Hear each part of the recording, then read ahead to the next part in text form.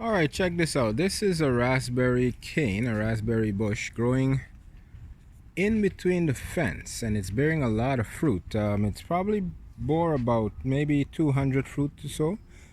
This is it at its tail end, and I'm still picking fruit. Here you go, raspberries being picked right off the fence.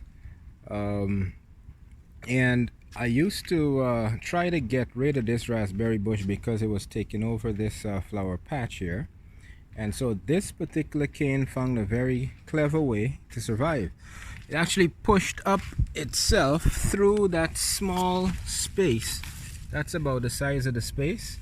It kind of pushed itself up in that space and it began to grow.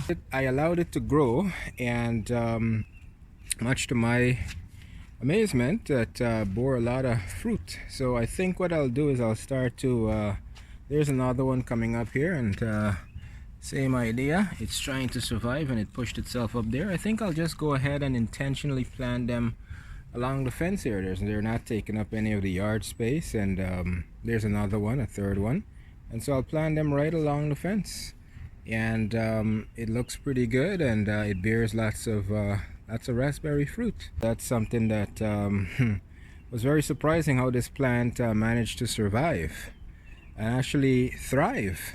In fact, I don't water it, I don't take care of it, it actually takes good care of itself. So I think going forward I'll just plant them right along the fence like that, and I'll get quite a lot of fruit.